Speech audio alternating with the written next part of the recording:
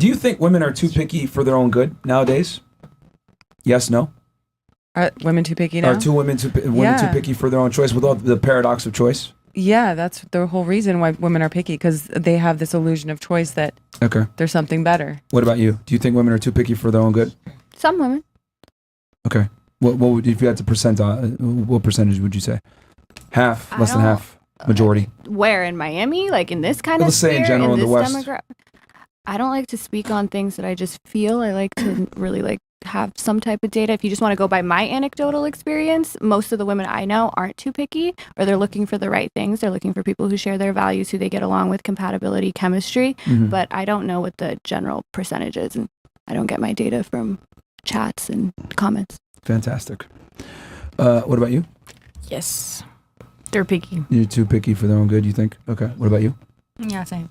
Okay. Yeah, I think they're picky. Yeah. Okay. What about you? Women from my circle are picky, but again, I can't speak about everybody else. But do you think it's too picky for their own good to find a guy? Some are. Perhaps some put some boundaries or unachievable standards also. Okay. And I'm not talking here about lowering your standards, but some women I know put unachievable standards and they're single at 42. Wow. Never had marriage or relationship, which not to say it's a bad thing or anything. It is. Yeah, I guess. We'll say it for you. It is a bad thing. Yeah, it's a bad thing.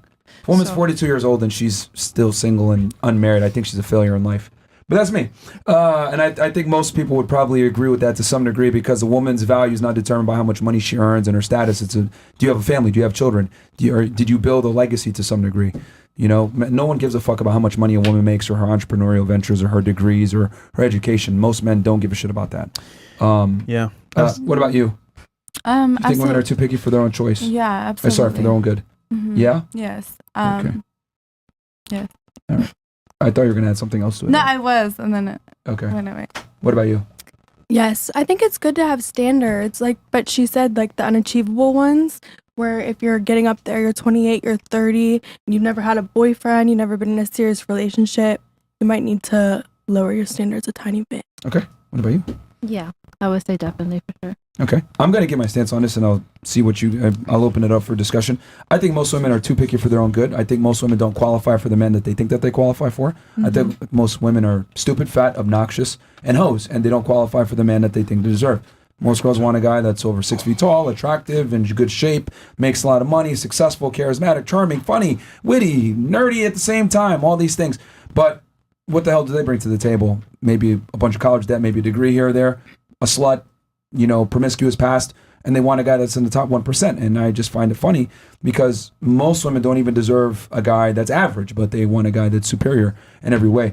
So I think more women need to live in reality and understand that the choice that you have is sexual options. Are any of these guys going to get down on one knee and marry you? And I would argue for most women, it's a no, because they don't bring the things that men typically want, which is being attractive, not being fat, not being argumentative, not being annoying, not being an embarrassment, not having a shitty past. Men value these things, even though girls tend to sit there and say, no, they don't. Guys are totally okay with doing this and that. It's no, most guys have a point of contention with girls that are hoes. That's just how it is. No matter what women want to say, men are going to have issues with it. Do you think culture plays a role? Because you were saying earlier, in Sweden, they don't seem to care. They don't all want a virgin in Sweden. So doesn't culture play a role in this? And isn't it not true that most men, most places do feel that way? It depends where. Sweden when it's younger, but eventually when dudes grow up, they want somebody they could have kids with in every country. And what in Sweden is a woman, to the Swedes or the Swedish men, what's a woman who's good for that, for having kids within a family? Are they looking for virgins? No, not Sweden doesn't look for virgins the same. But what I'm saying is, look. They don't want hoes. The technical, if you want to be very scientific, the word is exploitative. No human likes an exploitative person. An exploitative person, it's called WTRs, welfare trade-off ratios. We all had a friend where you give more than your friend, and your friend takes more, and it's unfair. I used to have a friend, every fucking time we go to a restaurant, he was rich.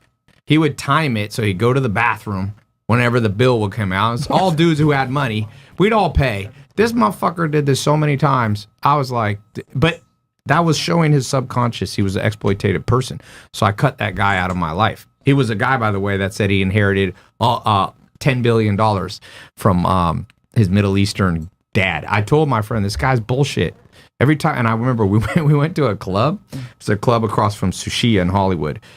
And I said, we're gonna get a big table. I'm gonna pay this bill. If this guy doesn't fucking offer, he's full of shit. He ain't no prince.